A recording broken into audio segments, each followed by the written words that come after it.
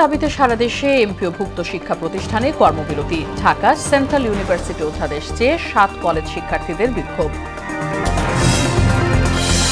পিআরের বিষয়ে সিদ্ধান্ত নেবে নির্বাচিত সংসদ, বলছে বিএনপি। নির্বাচনের আগে গণভোট চায় জামাত।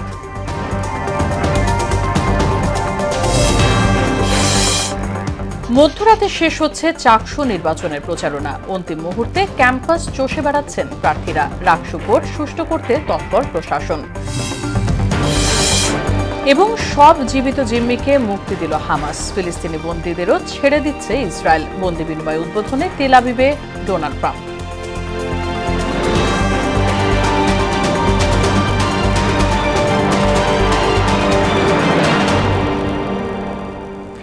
আসসালামু আলাইকুম, সবাইকে স্বাগত মোহনা সংবাদে। শুনছিলেন শিরোনাম, পুরো সংবাদের সঙ্গে আছে রাশিদা সুলতানা রিঙ্কু। 3 দফা দাবিতে কর্মবিরতি পালন করছেন এমপিওভুক্ত শিক্ষকরা। এই নিয়ে বেসরকারি এমপিওভুক্ত শিক্ষকদের নেতা দেলোয়ার হোসেন আজিজি বলেন, শিক্ষকদের উপর নির্যাতন করা হয়েছে। যতক্ষণ এই নির্যাতনের বিচার না হবে ও 3 দফা দাবি আদায় না হবে, ততক্ষণ দেশের এমপিওভুক্ত কোনো শিক্ষা প্রতিষ্ঠানে শ্রেণী কার্যক্রম চলবে না। সুরাইয়া মুন্নির রিপোর্ট। দীর্ঘদিনের দাবি আদায়ে রোববার সকালে এমপিওভুক্ত প্রতিষ্ঠানের শিক্ষকরা জাতীয় প্রেস ক্লাবের সামনে জড়ো হলে সাউন্ড গ্রেনেড ও লাঠিচার্জ করে তাদের ছত্রভঙ্গ করে পুলিশ। এর প্রতিবাদে কেন্দ্রীয় শহীদ মিনারে সমবেত হন শিক্ষকরা। বাড়ি ভাড়া হিসেবে মূল বেতনের 20% ভাতা সহ 3 দাবিতে লাগাতার কর্মবিরতির ডাক দেন তারা। 20% বাড়ি ভাড়া, 1500 টাকা উৎসব ভাতা, মেডিকেল ভাতা, 75% উৎসব ভাতা।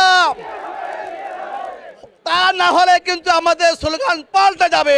ককটেল নিক্ষেপ করেছে যাতে আমরা শত শত শিক্ষক বিভিন্ন ভাবে আহত হয়েছি।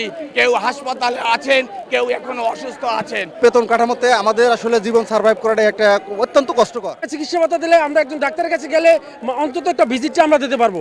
আমরা এই অবহেলা থেকে মুক্তি চাই। দাবি আদায় না হওয়া পর্যন্ত দেশের এমপিওভুক্ত কোনো প্রতিষ্ঠানে শ্রেণী কার্যক্রম চলবে না বলে জানান শিক্ষক নেতা দেলোয়ার হোসেন আজিজি। আমরা এখানে যতক্ষণ দাবি আদায় না হবে 24 আওয়ার্স আমরা এই শহীদ মিনারকে কেন্দ্র করে আমাদের কর্মসূচি পালন করব। তবে আমাদের যে কর্মবিরতির যে ঘোষণাটি, এটি আজকে আমরা যে তথ্য পেয়েছি, বাংলাদেশের প্রায় সকল এমপিভুক্ত শিক্ষা প্রতিষ্ঠানে অত্যন্ত কঠোরভাবে আপনার কর্মবিরতি পালন হচ্ছে। বেসরকারি মাদ্রাসায় ন্যূনতম 9,300 ও বেসরকারি স্কুলে ন্যূনতম 12,500 টাকা বেতনে সারা দেশের শিক্ষকরা অমানবিক জীবনযাপন করছেন বলেও জানান ভুক্তভোগী শিক্ষকরা। আমাদের কেন্দ্রীয়ভাবে সিদ্ধান্ত হয়েছে যে যতদিন পর্যন্ত আমাদের দাবি দেওয়া মানা না হয়, ততদিন পর্যন্ত আমাদের ধর্মঘট কর্মসূচি, ক্লাস বর্জন কর্মসূচি অব্যাহত থাকবে। আমরা দেখেছি গতকাল পুলিশ নির্যাতন করেছে, এটার তীব্র নিন্দা করি। দাবি কেউ করতেই পারে, সরকার তার সামর্থ্য অনুযায়ী পূরণ করবে। যেভাবে তাদের উপরে পুলিশ আক্রমণ করেছে, সেটি বর্বর যুগকেও হার মানায়। দ্রুততম সময়ে তাদের যৌক্তিক দাবি মেনে নিতে কর্তৃপক্ষের প্রতি আহ্বানও জানান তারা। সুরাইয়া মুন্নি, মোহনা সংবাদ, ঢাকা।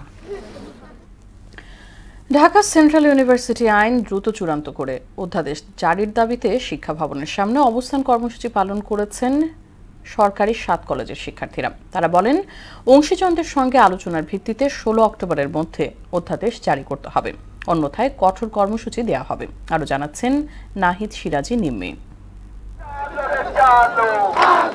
আবারও রাস্তায় সরকারি 7 কলেজের শিক্ষার্থীরা। সোমবার সকালে ঢাকা সেন্ট্রাল ইউনিভার্সিটি অধ্যাদেশ 2025 দ্রুত বাস্তবায়নের দাবিতে শিক্ষা ভবন অভিমুখে পদযাত্রা করেন তারা। এরপর বসে পড়েন শিক্ষা ভবন অভিমুখেই। এতে ওই সড়কে যান চলাচলে বিঘ্ন ঘটে।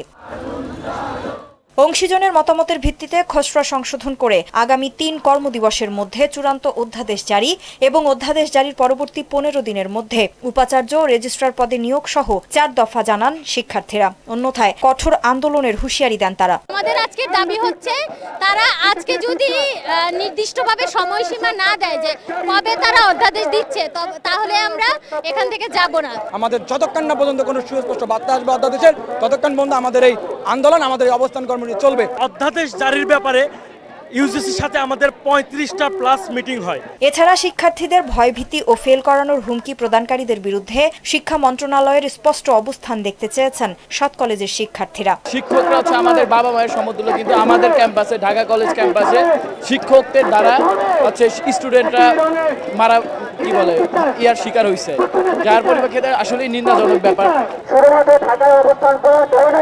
আমাদের বিরোধিতা করে সাধারণ শিক্ষার্থীকে মেরে রক্তাক্ত করা, এটা অসভ্যতার সর্বোচ্চ লেভেল। চলতি বছরের 26শে মার্চ রাজধানীর 7 সরকারি কলেজকে পৃথক করে নতুন বিশ্ববিদ্যালয় গঠনের ঘোষণা দেয় সরকার, যার নাম দেওয়া হয় ঢাকা সেন্ট্রাল ইউনিভার্সিটি। নাহিদ সিরাজ নিম্মি, মোহনা সংবাদ, ঢাকা। পিআরের বিষয়ে সিদ্ধান্ত আগামী সংসদের উপর ছেড়ে দেওয়ার পরামর্শ দিলেন বিএনপির মহাসচিব মির্জা ফখরুল ইসলাম আলমগীর। নির্বাচনে জিতে সরকার গঠনে জনগণের সহযোগিতাও চেয়েছেন তিনি। আর গণতন্ত্র পুনরুদ্ধারে নির্বাচনের বিকল্প নেই বললেন বিএনপি চেয়ারপারসনের উপদেষ্টা আমানুল্লাহ আমান। রাজধানীতে আলাদা অনুষ্ঠানে তারা এসব কথা বলেন। তানজিদ ভুঁইয়ার প্রতিবেদন। গুলশান চেয়ারপারসনের কার্যালয়ে খ্রিস্টান প্রতিনিধি দলের সঙ্গে মতবিনিময় করেন বিএনপি মহাসচিব মির্জা ফখরুল ইসলাম আলমগীর। এ সময় তিনি বলেন, সরকার গঠন করলে খ্রিস্টানদের সমস্যা সমাধানে কাজ করবে বিএনপি। আগামী নির্বাচনে জনগণ আরেকবার রায় দেবে যে এই বাংলাদেশের মানুষ সত্যিকার অর্থেই তারা অসাম্প্রদায়িক এবং তারা বাংলাদেশি জাতীয়তা বিশ্বাস করেন। ৭১ ভুলে নতুন চিন্তা চাপিয়ে দিলে জনগণ তা মানবে না। সুষ্ঠু নির্বাচনের পথকে বাধাগ্রস্ত করতে অপচেষ্টা চলছে বলে অভিযোগ করেন মহাসচিব। সুষ্ঠু অবাধ নির্বাচন সকলের কাছে গ্রহণযোগ্য একটি নির্বাচনের ব্যবস্থা করবেন। তারা চেষ্টা করছেন, নির্বাচন কমিশন চেষ্টা করছে, কিন্তু মাঝে মাঝেই আমরা এমন কতগুলো বিষয় দেখতে পাই যে বিষয়গুলো আমাদেরকে একটু উদ্বিগ্ন করে তোলে। বাংলাদেশের সমাজের, রাষ্ট্রের, জাতির আত্মাদের সোল, এই সোলটা কিন্তু 1971 সালে আমরা এই অসাম্প্রদায়িক একটা বাংলাদেশ, এই বাংলাদেশ নির্মাণ করার জন্য কিন্তু আমাদের সেই সোল আছে। এই সোলকে আমরা নষ্ট হতে দিতে চাই না। অনেক দেশে পিআর পদ্ধতি থাকলেও পিআর পদ্ধতি সম্পর্কে আমাদের দেশের মানুষের ধারণা নেই উল্লেখ করে মির্জা ফখরুল বলেন, পিআরের বিষয়টি আগামী সংসদের উপর ছেড়ে দেওয়া উচিত। সেই জন্য আমরা খুব পরিষ্কার করে বলেছি যে এই বিষয়টা ওই আগামী পার্লামেন্টের উপরে ছেড়ে দিতে হবে, কিন্তু এটার সঙ্গে আমাদের দেশের মানুষ কিন্তু খুব বেশি পরিচিত না। আমরা অ্যাডাল্ট ফ্র্যাঞ্চাইজ বুঝি, অর্থাৎ এক ব্যক্তি এক ভোট, এটাকে আমরা বুঝি। সেভাবেই আমরা আপনার এই গত 50 বছর ধরে, তারও আগে থেকে আমরা সেভাবেই, ইনফ্যাক্ট ব্রিটিশ পিরিয়ড থেকে এই বিষয়টা, এই পদ্ধতিতে এখানে কিন্তু নির্বাচন হয়েছে। এদিকে জাতীয় প্রেস ক্লাবে এক স্মরণ সভায় বিএনপি চেয়ারপারসনের উপদেষ্টা আমানুল্লাহ আমান স্বাধীনতা বিরোধীরা নির্বাচন বানচালের ষড়যন্ত্র করছে বলে অভিযোগ করেন। স্বাধীনতার সময় যাদের বিতর্কিত ভূমিকা ছিল, তারা আজকে পিআর পদ্ধতির নামে নির্বাচন বানচালের চেষ্টা করছে, কিন্তু নির্বাচন বানচাল করা যাবে না। গণতন্ত্র পুনরুদ্ধারের বাধা জনগণ রুখে দেবে বলেও হুঁশিয়ারি দেন বিএনপির এই নেতা।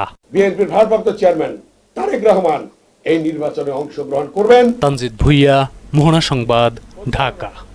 জাতীয় সংসদ নির্বাচনের আগে নভেম্বরে গণভোট চায় বাংলাদেশ জামায়াতে ইসলামী। রিটার্নিং কর্মকর্তা নিয়োগে নিরপেক্ষতা বজায় রাখতে ইসির কাছে দাবিও জানিয়েছে দলটি। দুপুরে সিইসি সহ পুরো কমিশনের সঙ্গে বৈঠকের পর সাংবাদিকদের এই কথা জানান দলের নায়েবে আমির আব্দুল্লাহ মোহাম্মদ তাহের। আরও জানাচ্ছেন এমআর আসাদ। গণভোট সহ নির্বাচন সংশ্লিষ্ট বিভিন্ন বিষয়ে ইসির সঙ্গে বৈঠকে বসে জামায়াতে ইসলামীর 5 সদস্যের প্রতিনিধি দল। বৈঠকে প্রবাসী ভোট, ভোটার তালিকা ও গণভোটের বিষয়ে আলোচনা হয়। বৈঠক শেষে দলের নায়েবে আমির আব্দুল্লাহ মোহাম্মদ তাহের জানান, জাতীয় সংসদ নির্বাচনের আগেই নভেম্বরে গণভোট চায় তার দল। অবশ্যই গণভোট আগে চাচ্ছি, আমরা নভেম্বরে গণভোট করার জন্য আমরা বলে আসছি। তো এই নির্বাচনে যদি ঝামেলা হয়, তো এটা তো আমরা আগে একটু বুঝলাম, বরং ভালো যে নির্বাচন আপনি ঝামেলাটা সহ যদি জাতীয় নির্বাচনে যান, ওইটাতে যদি ঝামেলা হইয়া যায় তাহলে দাম সালা দুইটাই চলে যাইব। পিআর পদ্ধতির পক্ষে নিজেদের অনড় অবস্থান পুনর্ব্যক্ত করে তাহের বলেন, নির্বাচনী কর্মকর্তাদের দায়িত্ব প্রদানে সততা ধরে রাখতে হবে। অফিসার নিয়োগের যে বিষয়টি আছে, সেটি আমাদের গভর্নমেন্ট বলেছে যে তারা লটারির মাধ্যমেই এই সমস্ত নিয়োগগুলো করবে। তো সেটা যেন হয়, যাতে নিরপেক্ষতা বজায় থাকে, সেই বিষয়টির উপর আমরা জোর দিয়েছি। এটা গভর্নমেন্টের দায়িত্ব, তারা যেন সেটাকে গভর্নমেন্টের সাথে নেগোশিয়েট করে। আমরা বলেছি পিআর সিস্টেম যদি হয়, কেন্দ্র দখল, ভোট কেন্দ্র দখল, দিনের ভোট রাতে হওয়া, সেটার সম্ভাবনাটা তো কমে যাবে। তো আমরা বলেছি যে আপনারা দুটা পদ্ধতির ব্যাপারে বিবেচনা করা উচিত, তারপরে এটার ফেট কী হবে সেটা নির্ধারণ করার পরেই বাকি নির্বাচনের রোডম্যাপের প্রস্তুতি সেটা হতে থাকবে। প্রবাসীদের ভোটে এনআইডির পাশাপাশি জন্ম সনদ আমলে আনার পরামর্শও দিয়েছে দলটি। ইলেকশন কমিশন বলছে যে জন্ম সনদ যেটা আছে সেই জন্ম সনদের মাধ্যমেও তারা ভোটার হতে পারবে। MR আসাদ, মোহনা সংবাদ, ঢাকা। স্বৈরাচারী মনোভাব আর পেশি শক্তি প্রয়োগ করে ক্ষমতায় টিকে থাকতে চেয়েছিলেন ক্ষমতাচ্যুত প্রধানমন্ত্রী শেখ হাসিনা। এজন্য তিনি আইন শৃঙ্খলা বাহিনীকেও ব্যবহার করতেন বলে জানালেন চিফ প্রসিকিউটর তাজুল ইসলাম। জুলাই আন্দোলনে মানবতা বিরোধী অপরাধ মামলায় শেখ হাসিনা সহ ৩ জনের বিরুদ্ধে দ্বিতীয় দিনের যুক্তিতর্ক উপস্থাপনকালে এসব কথা বলেন তিনি। শেখ হাসিনা সহ মামলার অন্য 2 আসামির বিরুদ্ধে রেকর্ড করা সাক্ষ্য ট্রাইব্যুনালে উপস্থাপন করা হয়। এদিকে জুলাই গণ অভ্যুত্থানের প্রথম শহীদ আবু সাইদ হত্যা মামলার পরবর্তী সাক্ষ্য গ্রহণের জন্য ২১ অক্টোবর দিন ধার্য করেছেন আন্তর্জাতিক অপরাধ ট্রাইব্যুনাল ২। চলতি বছরে এইচএসসি ও সমমান পরীক্ষার ফলাফল ১৬ অক্টোবর প্রকাশ করা হবে। আন্তঃশিক্ষা বোর্ড সমন্বয় কমিটি এক সংবাদ বিজ্ঞপ্তিতে এই তথ্য জানানো হয়েছে। বিজ্ঞপ্তিতে বলা হয়, পরীক্ষার ফলাফল সকাল 10টায় স্ব শিক্ষা বোর্ড থেকে প্রকাশের ব্যবস্থা গ্রহণ করা হয়েছে। এতে আরও বলা হয়, এ উপলক্ষে আগামী ১৬ অক্টোবর সকাল 10টায় ঢাকা শিক্ষা বোর্ডের সভাকক্ষে বাংলাদেশ আন্তঃশিক্ষা বোর্ডের পক্ষে সাংবাদিকদের সঙ্গে মতবিনিময় সভা অনুষ্ঠিত হবে। এবার মোট ১২,৫১,১১১ জন শিক্ষার্থী পরীক্ষায় অংশ নেয়। তাদের মধ্যে ছাত্র ৬,১৮,০১৫ জন এবং ছাত্রী ৬,৩৩,০৯৬ জন। ছাত্র সংসদ নির্বাচনকে ঘিরে শেষ মুহূর্তের প্রচারণায় জমজমাট চট্টগ্রাম ও রাজশাহী বিশ্ববিদ্যালয়। চাকসুতে মধ্যরাতে শেষ হচ্ছে প্রচারণা। অন্তিম মুহূর্তে ক্যাম্পাসের বিভিন্ন সংকট নিরসনে প্রতিশ্রুতি নিয়ে ভোটারদের কাছে ছুটছেন প্রার্থীরা। সুষ্ঠু নির্বাচনের প্রত্যাশা জানান ছাত্রদল ও শিবিরের ভিপি প্রার্থী। এদিকে রাকসু নির্বাচনেও উৎসবমুখর পরিবেশে চলছে প্রচারণা। রাকসু নির্বাচনের খবর জানাতে রাজশাহী বিশ্ববিদ্যালয় থেকে আমাদের সাথে যুক্ত হচ্ছেন সহকর্মী মেহেদি হাসান শ্যামল। নির্বাচনের তো আর মাত্র 2 দিন বাকি, শেষ মুহূর্তের প্রচারণা কেমন দেখতে পাচ্ছেন সেখানে?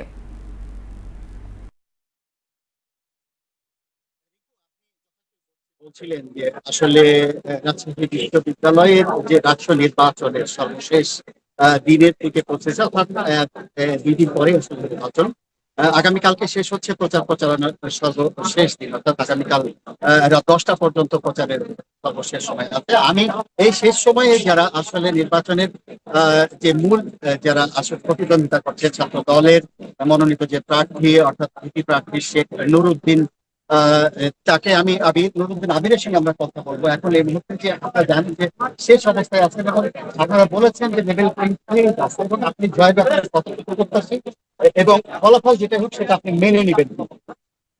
আপনারা জানেন যে আমাদের প্যানেল ঘোষণার পর থেকে আমরা এটার মূল কারণ হচ্ছে আমাদের জুলাই আন্দোলনের সম্মুখ সারিতে এবং ফেসিবাদ আমলের আমরা কিন্তু শিক্ষার্থীদের পক্ষে কণ্ঠ ছিলাম, যার কারণে আমরা সেই ছাত্রলীগের দ্বারা বারবার নির্যাতিত হয়েছি এবং আমরা কিন্তু ক্যাম্পাস থেকে বারবার মার খেয়ে রক্ষা করে ক্যাম্পাস ছেড়েছি, আবার ফিরে এসেছি, ক্যাম্পাস ছাড়িনি, আবার ফিরে এসেছি। যার কারণে কিন্তু শিক্ষার্থীরা আমাদেরকে তাদের কণ্ঠস্বর হিসেবে আগে থেকে চিনে। তাছাড়া আমাদের যে সম্পাদক মন্ডলী আছেন আপনারা কিন্তু জানেন, আমাদের সম্পাদক মন্ডলী আমরা বই প্যানেল দিয়েছি। আমাদের আছে বাংলাদেশ জাতীয় নারী ফুটবল টিমের সদস্য, আমাদের প্রাইভেট ফুটবল টিমের গোলকিপার এবং আছে একজন সঙ্গীত কর্মী, সে গানের ব্যান্ডের প্রতিষ্ঠাতা নাট্যকর্মী রয়েছে, আমাদের ডিন্স অ্যাওয়ার্ড প্রাপ্ত আমাদের শিক্ষার্থী রয়েছে। তাছাড়া আছে চায়নাতে বাংলাদেশের প্রতিনিধি হয়ে চায়নাতে যাবে সাউথ এশিয়ান ইউথ ইনভাইট প্রোগ্রামে। এই আপনারা জানেন এই প্যানেল পদের মধ্যে বসানোর কারণে আমরা কিন্তু শিক্ষার্থীদের ভালোবাসা আমরা এই প্যানেল নিয়ে দৃঢ়ভাবে বিশ্বাস ধন্যবাদ ধন্যবাদ। শুনছিলেন নিশ্চয় রিঙ্কু যেহেতু আমাকে বলছিলেন, ছিলেন। আমি একটা বিষয় জানিয়ে রাখতে চাই যে এই নিরাপত্তার বিষয়ে রাজশাহী বিশ্ববিদ্যালয়ের রাষ্ট্র নির্বাচনে এই পর্যন্ত যে সিদ্ধান্ত হয়েছে 2000 পুলিশ মোতায়েন এবং 6 প্লাটুন জিজিবি সহ 12 প্লাটুন আসলে র্যাব নিয়োজিত থাকবে। তো এই ছিল রাজশাহী রাষ্ট্র নির্বাচন থেকে আমার কাছে। অসংখ্য ধন্যবাদ শ্যামল আপনাকে। এবার দেশের বাইরের খবর। হামাসের কাছে বন্দী সব জীবিত জিম্মিকে মুক্তি দেওয়া হয়েছে। এতে 2 দফায় 20 ইসরায়েলিকে রেড ক্রসের হাতে তুলে দেয় হামাস। বিনিময়ে ফিলিস্তিন বন্দীদেরও মুক্তি দিতে শুরু করেছে ইসরায়েল। এদিকে মিশর শান্তি সম্মেলনে যোগ দেওয়ার আগে ইসরায়েলের সফর করেছেন মার্কিন প্রেসিডেন্ট ডোনাল্ড ট্রাম্প। সেখানে দেশটির সর্বোচ্চ বেসামরিক সম্মাননা প্রেসিডেন্সিয়াল মেডেল অফ অনার প্রদান করা হবে তাকে। বিস্তারিত কাজী শাহরিনের রিপোর্টে। গাজায় আটক 48 জীবিত ও মৃত ইসরায়েলি জিম্মির মধ্যে জীবিত সবাইকে মুক্তি দিয়েছে হামাস। 2 দফায় 7 ও 13 জিম্মিকে মুক্তি দেয়া হয়েছে। প্রাথমিকভাবে তাদের রেড ক্রসের হাতে তুলে দেয় হামাস। এদিকে 20 ইসরায়েলি জিম্মির বিনিময়ে 2000 ফিলিস্তিনি বন্দীকে মুক্তি দেয়া শুরু করেছে ইসরায়েল। ইতোমধ্যে ইসরায়েলি কারাগার থেকে বেশ কিছু বাস রামাল্লায় পৌঁছেছে বলে জানা গেছে। এদিকে অধিকৃত পশ্চিম তীরের কারাগারের কাছে বন্দীদের মুক্তির অপেক্ষায় থাকা ফিলিস্তিনিদের ওপর ইসরায়েলি সেনাবাহিনী কাঁদানে গ্যাস ও রাবার বুলেট নিক্ষেপ করেছে। এক প্রতিবেদনে এ তথ্য জানিয়েছে অ্যাসোসিয়েটেড প্রেস। ওদিকে মিশরের শান্তি সম্মেলনে যোগ দেওয়ার আগে ইসরায়েল সফরে রয়েছেন মার্কিন প্রেসিডেন্ট ডোনাল্ড ট্রাম্প। ইসরায়েলে পৌঁছানোর পর তাকে উষ্ণ অভ্যর্থনার মাধ্যমে স্বাগত জানান ইসরায়েলি প্রধানমন্ত্রী বেঞ্জামিন নেতানিয়াহু। ইসরায়েলি পার্লামেন্টে ভাষণ দিতে ইতোমধ্যেই জেরুজালেমের নেসেটে রয়েছেন ট্রাম্প। সেখানে জিম্মিদের মুক্তিতে অসামান্য অবদানের জন্য ট্রাম্পকে দেশটির সর্বোচ্চ বেসামরিক সম্মাননা প্রেসিডেন্সিয়াল মেডেল অফ অনার প্রদান করবেন ইসরায়েলি প্রেসিডেন্ট আইজ্যাক হারজগ। সফর শেষে মিশরের শার্ম আল শেখে বিশ্ব নেতাদের শীর্ষ সম্মেলনে যোগ দেবেন প্রেসিডেন্ট ট্রাম্প। আল জাজিরার তথ্যমতে এ সম্মেলনে ইসরায়েলি প্রধানমন্ত্রী বেঞ্জামিন নেতানিয়াহুরও যোগ দেওয়ার কথা রয়েছে। কাজী শাহরিন, মোহনা সংবাদ। বিএনপি সরকার গঠন করলে 1.5 বছরে 1 কোটি শিক্ষিত যুবকের কর্মসংস্থান করা হবে বলে জানিয়েছেন দলটির ক্রীড়া বিষয়ক সম্পাদক ও মহানগর উত্তর বিএনপির আহ্বায়ক আমিনুল হক। রাজধানীর মিরপুরে ছাত্রদলের কর্মী সভায় তিনি বলেন, রাষ্ট্র মেরামতে তারেক রহমানের ঘোষিত 31 দফা কর্মপরিকল্পনা মানুষের কাছে তুলে ধরতে হবে সংগঠনটিকে। গণতন্ত্র প্রতিষ্ঠার আন্দোলনে আগের মতোই অগ্রণী ভূমিকা পালনের প্রত্যয় জানান মহানগর পশ্চিম ছাত্রদলের নেতারা। আরও জানাচ্ছেন হুমায়ুন কবির। রাজধানীর মিরপুর থানার আওতাধীন 12 নম্বর ওয়ার্ড ছাত্রদলের কর্মী সভার মধ্য দিয়ে শেষ হলো মহানগর পশ্চিম ছাত্রদলের বিভিন্ন ওয়ার্ডের সভা। এতে অংশ নেন ঢাকা মহানগর উত্তর বিএনপির আহ্বায়ক আমিনুল হক সহ মহানগরীর নেতারা। ফ্যাসিস্ট শেখ হাসিনা সরকারের জুলুম নির্যাতনের শিকার হওয়া কর্মীদের মূল্যায়ন করা হবে জানিয়ে মহানগর পশ্চিম ছাত্রদলের নেতারা বলেন, গণতন্ত্র প্রতিষ্ঠার আন্দোলনে যে কোনো ত্যাগ স্বীকারে প্রস্তুত তারা। সামনে যে নির্বাচন, সে নির্বাচন দেশনায়ক জনাব তারেক রহমানের নির্দেশে ছাত্রদল ইতিমধ্যে দিন রাত জনগণের পাশে যাচ্ছে। বিগত খুনি হাসিনার সময় যারা আন্দোলন সংগ্রামে ভূমিকা রেখেছিল, যারা কারাগারে গিয়েছে, যারা গ্রেপ্তার হয়েছে, যারা এলাকা থাকতে পারে না, রাজপথে ভূমিকা পালন করেছে, আমরা যাচাই বাছাই করে তাদেরকে আমরা নেতৃত্ব উপহার দিব। অনুষ্ঠানে অংশ নিয়ে আগত অতিথিরা ছাত্রদলের পাশে থাকার অঙ্গীকার ব্যক্ত করে তাদেরকে আরো সুসংগঠিত হওয়ার পরামর্শ দেন। এই যে আজকে যারা শিক্ষার্থী, তাদের মেধাকে কাজে লাগিয়ে আমরা আগামী বাংলাদেশ গড়ে তুলব। জীবনকে বাজি রেখে দলকে আমরা সংগঠিত করব এবং আমাদের আকরাম এবং রবির হাতকে আমরা শক্তিশালী করব। স্বাধীনতা সার্বভৌমত্বের জন্য ছাত্রদলের আন্দোলনের মধ্য দিয়ে এই বাংলাদেশের ভূখণ্ড এখনো অত্যন্ত শক্তিশালী। প্রধান অতিথির বক্তব্যে ঢাকা মহানগর উত্তর বিএনপির আহ্বায়ক আমিনুল হক সফলভাবে ওয়ার্ড সম্মেলন শেষ করায় ঢাকা মহানগর পশ্চিম ছাত্রদলকে অভিনন্দন জানিয়ে তারেক রহমানের 31 দফা ঘরে ঘরে পৌঁছে দিতে দলটির নেতাকর্মীদের প্রতি আহ্বান জানান। আগামী যে নির্বাচনে আমাদের ঢাকা মহানগর পশ্চিম ছাত্রদল অত্যন্ত গুরুত্বপূর্ণ একটি ভূমিকা পালন করবে, যার মধ্য দিয়ে বাংলাদেশ জাতীয়তাবাদী ছাত্রদল অত্যন্ত শক্তিশালী একটি সংগঠনে পরিণত হবে। বিএনপি সরকার গঠন করলে 18 মাসে 1 কোটি মানুষের কর্মসংস্থানের ব্যবস্থা করা হবে বলেও জানান তিনি। আমরা যদি সরকার গঠন করতে পারি ইনশাআল্লাহ আমরা 18 মাসের ভিতরে আমরা শিক্ষিত বেকার যুবকদেরকে 1 কোটি কর্মসংস্থানের ব্যবস্থা করে দিতে চাই। আওয়ামী লীগ সরকার ইতিহাস বিকৃত করেছে উল্লেখ করে আমিনুল হক জানান, শিক্ষা ব্যবস্থাকে ঢেলে সাজানোর পাশাপাশি পাঠ্যপুস্তকে প্রকৃত ইতিহাস তুলে ধরা হবে। আমাদের বর্তমান প্রজন্ম ভবিষ্যৎ প্রজন্মকে বাংলাদেশের সঠিক ইতিহাস জানাতে চাই। আমাদের শিক্ষা ব্যবস্থাকে নতুন ভাবে ঢেলে সাজাতে চাই আমরা। হুমায়ুন কবির, মোহনা সংবাদ, ঢাকা। আবারও দেশের বাইরের খবর। প্রকাশ্যে গাজায় ইসরায়েলি বর্বরতার নিন্দা জানালেও গোপনে তেল আবিবের সঙ্গে সামরিক সহযোগিতা চালিয়ে গেছে সৌদি আরব, কাতার সহ 6টি আরব দেশ।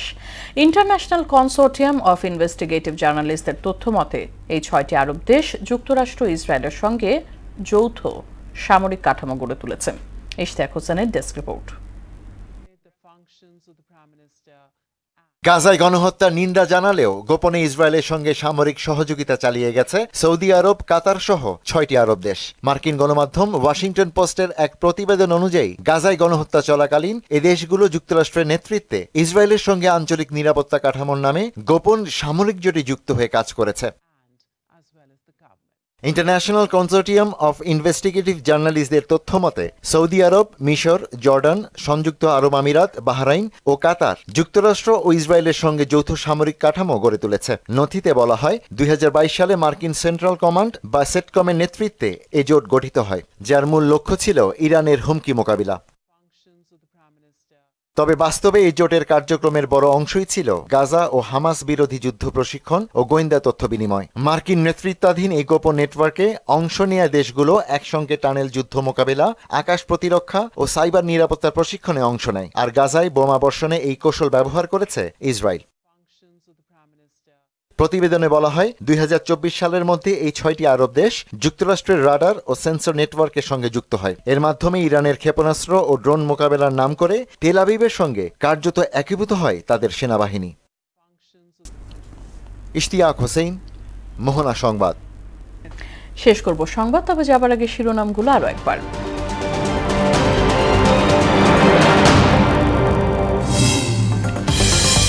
3 দাবিতে সারা দেশে এমপিওভুক্ত শিক্ষা প্রতিষ্ঠানে কর্মবিরতি। ঢাকা সেন্ট্রাল ইউনিভার্সিটি অধ্যাদেশ চেয়ে 7 কলেজ শিক্ষার্থীদের বিক্ষোভ।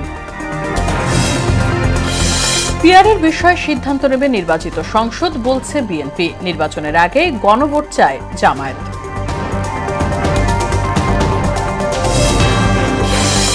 মধ্যরাতে শেষ হচ্ছে চাকসু নির্বাচনের প্রচারণা। অন্তিম মুহূর্তে ক্যাম্পাস চষে বেড়াচ্ছেন প্রার্থীরা।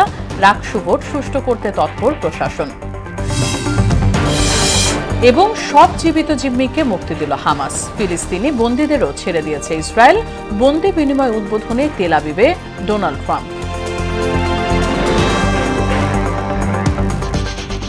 এই ছিল সংবাদে। পরবর্তী সংবাদ রাত 9টায়। এর আগে সন্ধ্যা 7টায় দেখবেন সংবাদ এক নজরে। মোহনার সবশেষ খবর জানতে ভিজিট করুন www.mohana.tv। সংবাদ দেখতে পারেন ফেসবুক ও ইউটিউবেও। সঙ্গে থাকার জন্য ধন্যবাদ সবাইকে।